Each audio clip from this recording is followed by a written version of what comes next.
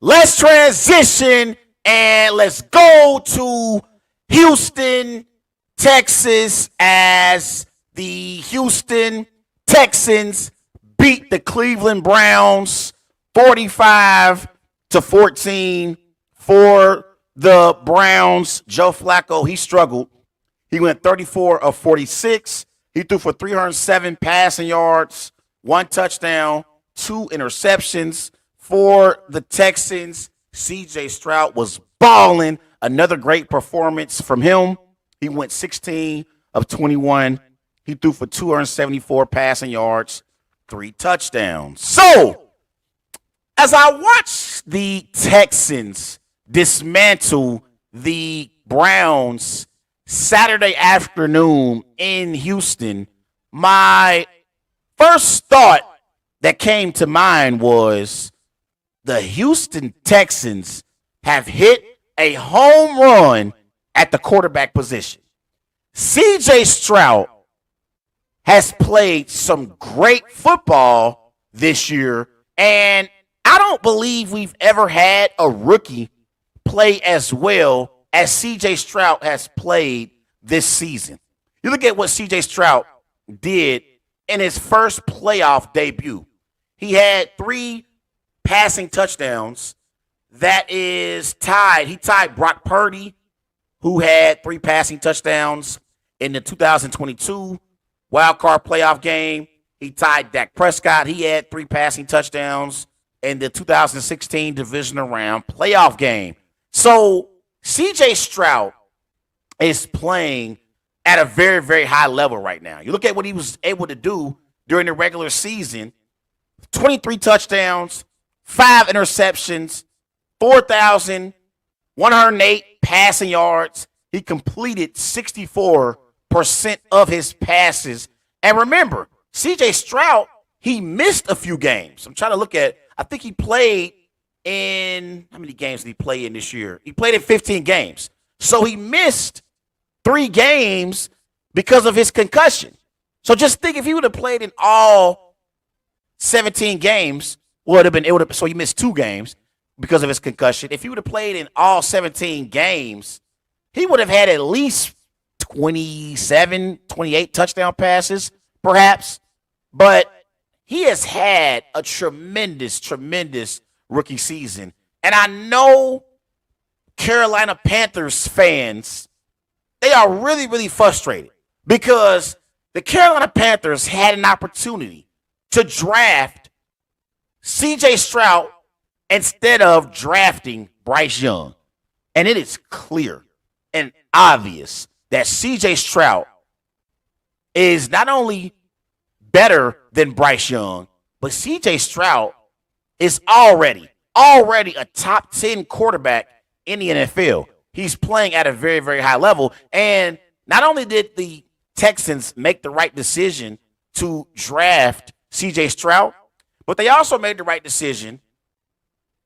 And I know it's looking back now, but they made the right decision, and they're in a better position now than they were 3 years ago with Deshaun Watson. And I think Deshaun Watson can still play. Now, a lot of people out there, they believe Deshaun Watson is washed up. He can no longer play at the NFL level. He's no longer a good quarterback. I still think Deshaun Watson can play at an elite level.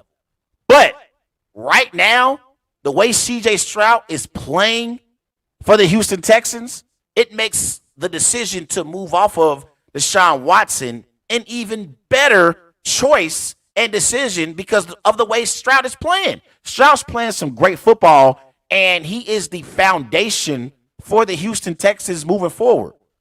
Also, DeMeco Ryans, the head coach, the first-year head coach, who I support, he did a tremendous job coming into Houston, developing a relationship with C.J. Stroud. Let's not just pretend like it's all Stroud. We got to give DeMeco Ryans some credit for the success that the Houston Texans have had this year, because I didn't have any expectations for the Texans this year. I thought they were going to finish last in the AFC South, and here they are in the divisional round of the playoffs. They have had a great, great season, and they have overachieved. And if you are a Texans fan, moving forward, knowing the dynamic of the relationship between DeMeco Ryans and CJ Stroud and how they had such a successful rookie season as a head coach and a quarterback, you got to be excited if you're a Houston Texans fan. You got to be excited. In this game, the way Stroud was able to deliver the football down the field, that was the reason why the Houston Texans were able to blow out the Cleveland Browns. I mean, in the second half, Joe Flacco, he unraveled. He threw 2 pick sixes. He completely unraveled in the second half. But even if you take off those 2 touchdowns for the Houston Texans, they still had 31 points that CJ Stroud put up. And at halftime, they were up 24-14, and you could start to feel the Texans, have the momentum. They're in Houston. And so the Browns just fell apart in the second half. But CJ Stroud, the way he was throwing the football in the first half, it was nothing short of sensational. Nothing short of sensational. And I can't say enough about the job that the Houston Texans have done this year. And, they got some decent weapons around Stroud in this offense. You got Nico Collins in this matchup. Nico Collins, he had 6 receptions, 96 receiving yards, 1 touchdown. Okay. Brevin Jordan, the tight end for the Texans, 1 reception for 76 receiving yard, 1 touchdown. That was a great throw and catch from Stroud to Jordan. And they got John Mechie as well, the other receiver in this offense. 3 receptions, 44 receiving yards. I hate that they lost Brown. I think Brown, their other receiver in this offense. No, I'm sorry. They lost Brown. They lost Tank Dell. So they lost Tank Dell. And they lost Noah Brown. And so I think that's going to hurt the Texans, especially going up against the Ravens in the second round. You definitely want to be healthy, and you would want Tank Dell and Noah Brown in the lineup. So imagine if Stroud had Noah Brown and Tank Dell, and that's the reason why also, to me, in the NFL, with these quarterbacks in their first year starting, you can tell early if they have it or not. Like, everything wasn't ideal for C.J. Stroud this year when the season began for the Houston Texans. He started with DeMeco Ryans. This is DeMeco Ryans' first year as a head coach. And he also didn't really have a true number 1 receiver in this offense. I mean, I'm looking at these receivers for the Houston Texans. Robert Woods, he's an old veteran. Nico Collins, Xavier Hutchinson, Noah Brown, Tank Dell, John Mechie III. Who are these options for C.J. Stroud? They're good, but they're not great. C.J. Stroud doesn't have a Stephon Diggs like Josh Allen. He doesn't have a Jamar Chase like Joe Burrow. He doesn't have a Tyreek Hill like Tua Tagovailoa. So considering his weapons that he's throwing the football to, that also elevates the point of why C.J. Stroud has a tremendous future ahead of him. And again, when you are evaluating these quarterbacks, considering what they have to work with, look at C.J. Stroud in Houston and how he's already successful. Don't tell me that these other quarterbacks are not put in positions to be successful. Because C.J. Stroud wasn't put in a great position to succeed this year. And here he is in the second round of the playoffs going up against the Baltimore Ravens next weekend. So he's having a great season. I thought the Browns defensively in the second half of the season, they completely fell apart. They fell apart, and I'm looking at these numbers. Weeks 1 through 11, the Browns, they gave up 18 points per game. Weeks 12 through 18, they gave up 26 points per game. Weeks 1 through 11, the Browns, defensively, they were ranked 6th in the NFL. Weeks 12 through 18, they were ranked 18th.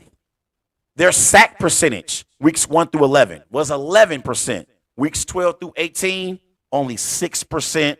And overall, as a defense, weeks 1 through 11, they were ranked first in the NFL. Weeks 12 through 18, they were ranked 27th in the NFL. And remember, in week 12 against the Denver Broncos, Myles Garrett injured his shoulder. And that Browns defense never was the same. They were never the same. So I think the Browns moving forward, they got great personnel, obviously. And I think they're going to be all right moving forward, especially considering they're going to get back Nick Chubb, hopefully, at some point next season. In that backfield, you still got Jerome Ford. At receiver, you got Amari Cooper. You got Elijah Moore. At tight end, you got David Njoku, who I thought had a great second half of the season. And on defense, I still like their personnel. Obviously, you got Myles Garrett, one of the best defensive players in the NFL. You still got Zadarius Smith, okay? In your secondary, you still got Denzel Ward. You still got Greg Newsome II. DeAnthony Bell as well. So the Browns will be okay moving forward. They need to bring back Deshaun Watson, and it's really going to be put up or shut up for Deshaun Watson in the 2024 season. Like Deshaun, as I'm a Deshaun Watson fan on the field, and in the last 3 years, Deshaun Watson has done absolutely nothing in the NFL. Nothing. So next year is going to be a put up or shut up year for Deshaun Watson. And if Deshaun Watson doesn't improve and play at a high level, considering what the Browns are paying him, the Browns definitely need to move forward in the 2025 season and go and find a quarterback. Deshaun Watson got one more season to prove that he's the franchise quarterback moving forward for the Cleveland Browns. But I think the Browns will still be contenders next year in the AFC North and in the AFC overall. I just think Joe Flacco, he reached his ceiling, and we saw with those 2 pick sixes in the second half, the Browns fell completely apart. They fell apart. But shout out to the Houston Texans, and shout out to C.J. Stroud, man, and D'Amico Ryans. I'm so happy for C.J. Stroud and D'Amico Ryans, Texans, in the divisional round of the playoffs next weekend against the Ravens.